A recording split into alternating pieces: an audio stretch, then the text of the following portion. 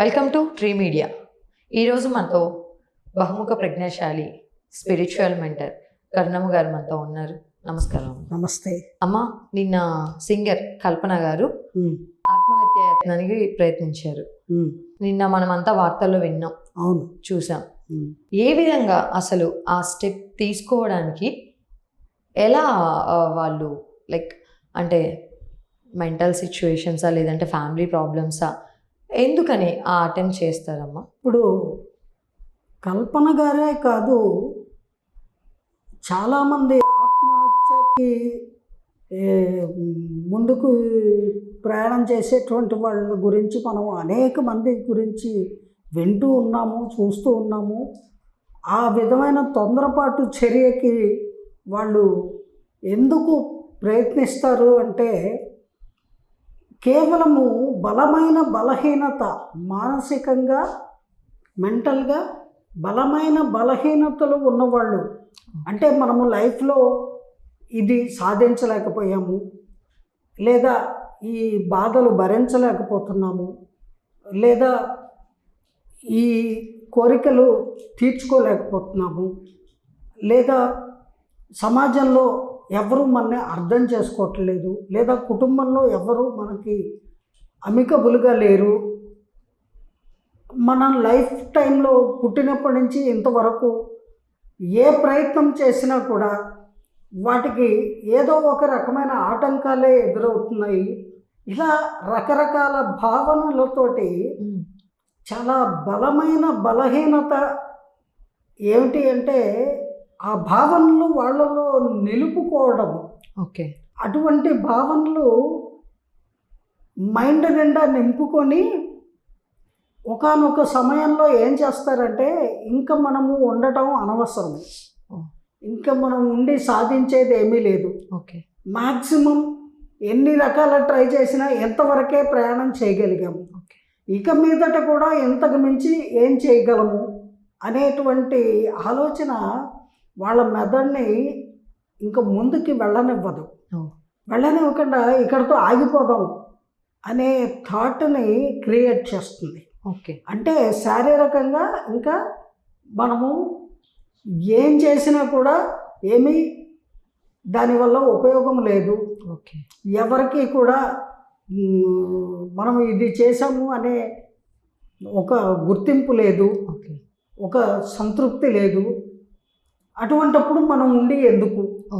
ఇలాంటి బలహీనతలు, ఇటువంటి ఆలోచనలు వాళ్ళ మెదడు నిండా ప్రీ ఆక్యుపై అయిపోతాయి. ఓకే. ఇప్పుడు వాళ్ళు ఇంకా మన లైఫ్ని ఇక్కడితో ఎండ్ చేసుకుందాము అనేటువంటి ఒక తొందరపాటు చర్యకి పాల్పడతారు. అటువంటి ఆలోచనలు ఉన్న వాళ్ళని ఎవరైనా సరే ఒంటరిగా విడిచిపెట్టకూడదు. ఒంటరితనము వాళ్ళకి ఒక ఆయుధం అన్నమాట, అంటే ఒక అవకాశం. ఆ ఒంటరితనంలో వాళ్ళు ఇటువంటి పనులకి యథేచ్ఛగా తెగించి చేయడానికి ఆస్కారం ఎక్కువ ఉంటుంది. అందువల్ల ఇటువంటి ఆత్మహత్య ఆలోచనలు కలిగిన వాళ్ళు ఎవరైతే ఉంటారో వాళ్ళని ఒంటరిగా ఉండనివ్వకూడదు. ఒకవేళ ఎవరికైనా అటువంటి ఆలోచనలు కనుక వస్తే వాళ్ళు ఒక క్షణము వాళ్ళ ఆలోచనని ఇంప్లిమెంట్ చేయడానికి ముందుగా వివేకంతో, భగవంతుడిచ్చిన తెలివితేటలతోటి కొంచెం ఆలోచించాలి. మనం లైఫ్లో ట్రావెల్ చేసి ఇన్ని రకాల కష్టాలు పడ్డాము, ఇన్ని రకాల సుఖాలు పొందాము, ఇప్పుడు ఈ స్టేజ్ వరకు రీచ్ అయ్యాము. అలాంటిది మరికొన్ని సంవత్సరాలు ఇలాగే బతికేయచ్చు కదా, ఎందుకు జీవితాన్ని అర్ధాంతరంగా ముగించుకోవాలి అనే ఆలోచన వాళ్ళకి రావాలి అంటే వాళ్ళు అందుకు ప్రోత్సహించేటువంటి వ్యక్తులతో స్నేహం చెయ్యాలి, లేదా అటువంటి కుటుంబ సభ్యులు వాళ్ళకి అందుబాటులో ఉండాలి, లేదా వాళ్ళలో ఉన్న వివేకంతో కనీసము సంబంధిత డాక్టర్లు, సైక్రియాటిస్టులను కానీ సైకాలజిస్టులను కానీ సంప్రదించాలి. ఒకసారి 1-2 సార్లు ఆలోచించి కానీ ఇటువంటి బలహీనతకి సంబంధించిన ఆలోచనలని ఇంప్లిమెంట్ చేయకూడదు అంటాను నేను. ఇది నిస్సందేహంగా బలమైన బలహీనతేనండి. శరీరాన్ని త్యాగం చేయాలి, ఇంకా బతకూడదు అనే ఆలోచన నెగిటివ్ థాట్. అది it is not positive thought and it is not correct. So మనుషులు, స్త్రీలైనా సరే పురుషులైనా సరే, ఆఖరికి మొన్న మధ్య న్యూస్లో చూసాము, ఒక 7-8 సంవత్సరాల కుర్రవాడు ఆత్మహత్య చేసుకుంటే ఎలా ఉంటుందో చూద్దాం, ఉరిపోసుకుంటే చచ్చిపోతామా లేదా చూద్దామని ఉరిపోసుకున్నాడు. అయ్యో, చచ్చిపోయాడు. తెలుసా? అసలు ఇలాంటి ఆలోచనలు ఎందుకు వస్తాయి? అదే బలమైన బలహీనత అంటే అదే. అందుకని ఇటువంటి ఆలోచనలు వచ్చే మెంటాలిటీ ఉన్న పిల్లలు కానీ లేదా పెద్దలు కానీ ఎవరైనా ఉంటే వాళ్ళ తల్లిదండ్రులకి లేదా వాళ్ళ కుటుంబ సభ్యులకి, వాళ్ళ సన్నిహితులకి వాళ్ళ వే ఆఫ్ థింకింగ్ స్టైల్ తెలుస్తుంది కదా. ఇప్పుడు వాళ్ళు ఆత్మహత్య చేసుకుంటారు అనేది కన్ఫర్మ్డ్గా కాకపోయినా అటువంటి ఆలోచనలు వాళ్ళలో ఉన్నాయి అనేది గమనించగలుగుతారు అబ్జర్వ్ చేస్తే. అప్పుడు వాళ్ళని సేవ్ చేయడానికి ఎంతైనా ఆస్కారం ఉంటుంది. అలాగే ఈవిడ విషయానికి వస్తే, ఇక్కడ ఆమె తన 3 ఏళ్ల వయసు పిల్లగా ఉన్నప్పటి నుంచి బాలనటిగా ఓ 30-40 సినిమాల్లో యాక్ట్ చేశారు. అవునమ్మా. ఒక మధ్యతరగతి బ్రాహ్మణ కుటుంబంలో పుట్టిన అమ్మాయి, అమ్మాయికి ఓ చెల్లెలు, 2 ఆడపిల్లలు. ఆమె తండ్రి తల్లి కూడా సింగర్స్. వాళ్ళు శాస్త్రీయ సంగీతం కూడా వచ్చు. ఆయన అంతేకాదు సినిమాల్లో కూడా నటించేవాడు. రాఘవేంద్ర గారు వాళ్ళు చెన్నైలో ఉండేవారు. ఆ తర్వాత అమ్మాయి అక్కడే చదువుకుంది చక్కగా. ఓ పక్క చదువుకుంటూ సినిమాల్లో యాక్టింగ్ చేస్తూ, ఆ తర్వాత సింగింగ్ అంటే అమ్మాయికి చాలా ఇంట్రెస్ట్. చక్కగా హిందుస్థానీ, కర్ణాటక ఇవన్నీ సంగీతాలు నేర్చుకుంది.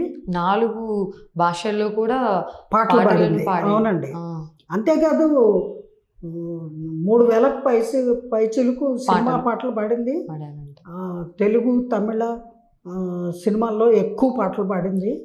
చాలా హిట్ సాంగ్స్ ఉన్నాయి ఆవిడవి. చైల్డ్ ఆర్టిస్ట్గా కూడా 30కి పైన సినిమాలు చేశారు అని చెప్పేసి. మరి ఇన్ని విజయాలతో సాధించడానికి వెనుక ఆ అమ్మాయి ఎటువంటి కష్టాలు ఎదుర్కొంది, ఎటువంటి సిచ్యువేషన్ని ఫేస్ చేసింది అనేది కేవలం ఆమెకే తెలుసు. అవునమ్మా. ఇప్పుడు చెబితేనే ప్రపంచానికి తెలుస్తుంది, లేకపోతే తెలియదు కదా.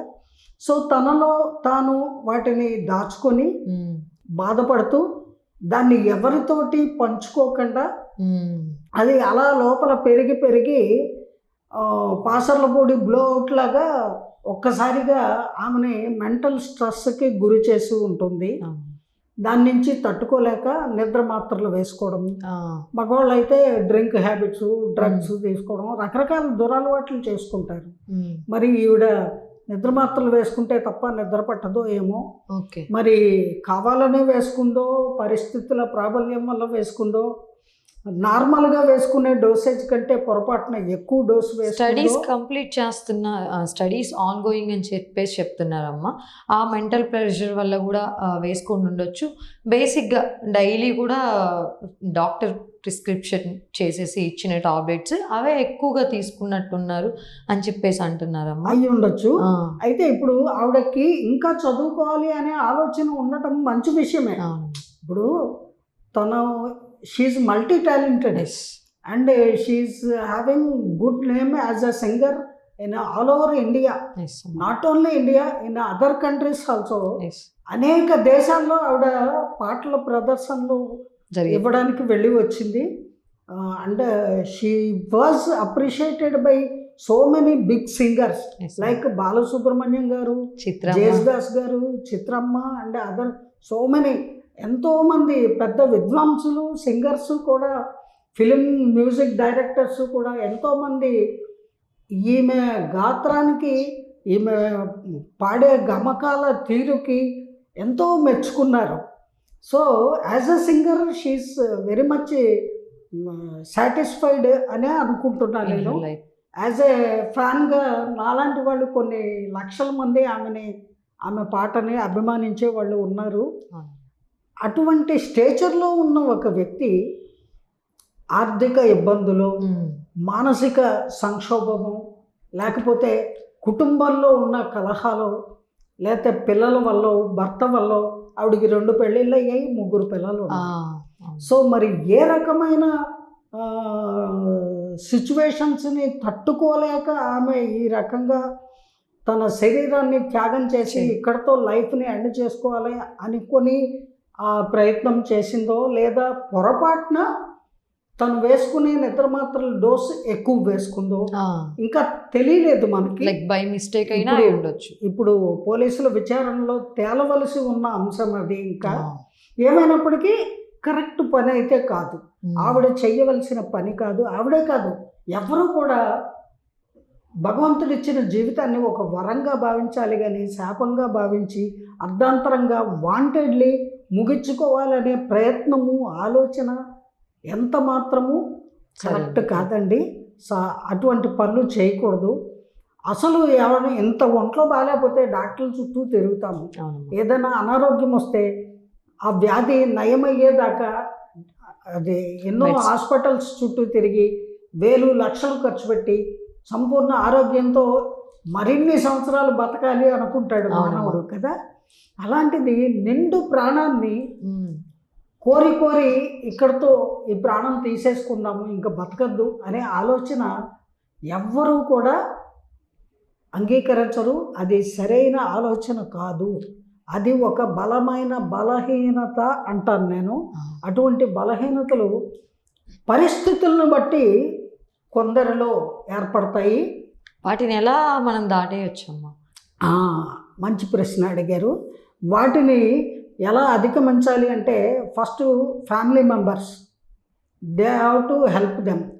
వాళ్ళ కోఆపరేషన్ ఉండాలి, వాళ్ళు అర్థం చేసుకోవాలి. ఇటువంటి ఆలోచనలు ఉన్న వ్యక్తి కుటుంబంలో ఎవరైనా ఆడవాళ్ళు కానీ మగవాళ్ళు కానీ ఉంటే వాళ్ళని అర్థం చేసుకొని వాళ్ళకి కోఆపరేట్ చేస్తూ వాళ్ళని ఇరిటేట్ చేయకుండా వాళ్ళతో అమికబుల్గా ప్రేమగా ఉంటూ వాళ్ళ సమస్యని వీళ్ళు పంచుకోవాలి. వాళ్ళ మనసులో ఉన్నటువంటి భావాల్ని వీళ్ళు అర్థం చేసుకొని వాళ్ళతోటి ప్రేమతత్వంతో సన్నిహితంగా ఉండాలి. వాళ్ళని ఒంటరిగా విడిచిపెట్టకూడదు. ఇఫ్ ఫ్యామిలీ నుంచి అంత సపోర్టివ్గా కానీ అలా లేనప్పుడు మనల్ని మనం అధిగమించే ఛాన్సెస్ ఏం లేవా? డెఫినెట్గా ఉన్నాయండి. చక్కగా మెడిటేషన్ చేసుకోవచ్చు. వాళ్ళకి నచ్చిన భగవంతుడిని ధ్యానం చేసుకోవడము, ఏదో గుళ్ళు గోపురాలు తిరగడము, భగవంతుడికి సంబంధించిన దైవీ ఆధ్యాత్మిక పుస్తకాలని చదువుకోవడము. ఆవిడ చక్కగా LLB చేస్తున్నారని విన్నాను నేను. అలాగే ఇంకా కొత్త రకమైన సంగీత కార్యక్రమాలు కూడా ఆవిడ చేయొచ్చు. ఇంకా ఎన్నైనా చేయొచ్చండి. ఆవిడ ఎన్నుకున్న లైన్లోనే she can make friendship with good people. ఆవిడ గారికి చాలా మంది సన్నిహితులు, సింగర్స్ చాలా మంది, వాళ్ళతో చక్కగా కాలం గడపచ్చు. మంచి ప్రదేశాలు ఉన్నాయి మన దేశంలో, ఎన్నో చూడవలసిన మంచి మంచి స్థలాలు ఉన్నాయి. అవన్నీ చూడొచ్చు, మంచి విషయాల గురించి మాట్లాడచ్చు, మంచి విషయాలను తెలుసుకునే ప్రయత్నం చేయొచ్చు.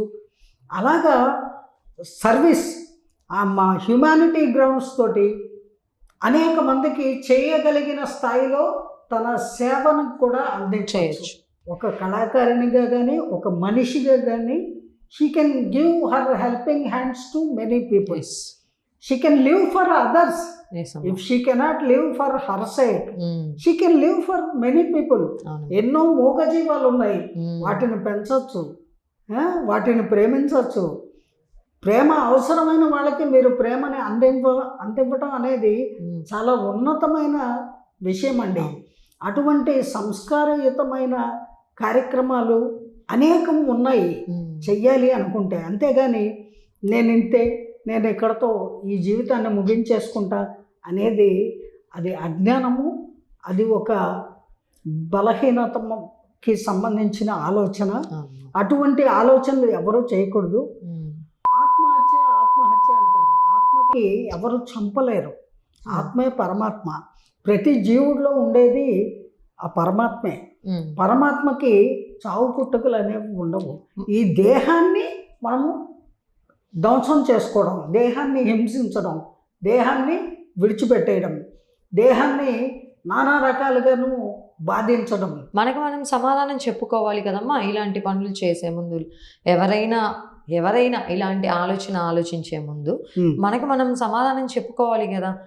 ఈ రోజుతో ఇలా చేస్తే ఈ సమస్య అక్కడతో ముగిసిపోతుంది అని చెప్పేసి ఏమన్నా. అదే అమాయకత్వం, అజ్ఞానం అంటే. ఇప్పుడు ఏమన్నా మీకు ఆకలిస్తే అన్నం తింటారు, దాహం వేస్తే మంచినీళ్ళు తాగుతారు కదా. న్యాచురల్గా శ్వాస తీసుకోలేకపోతే ఆక్సిజన్ ద్వారా శ్వాస పీలుస్తారు. ఇన్ని ఫెసిలిటీస్ సృష్టిలో భగవంతుడు ఇచ్చాడు కదా.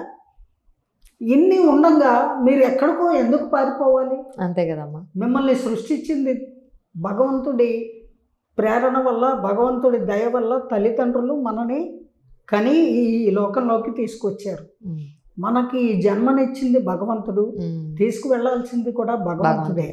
మన మీదే మనకి ఎటువంటి హక్కు లేదు. అందుకే ఆత్మహత్య నేరము అంటారు. అంటే అది కూడా ఒక నేరంతో సమానము. అటువంటి నేరాలకి పాల్పడకూడదు. ఇతరులని చంపకూడదు, మనని మనం చంపుకోకూడదు.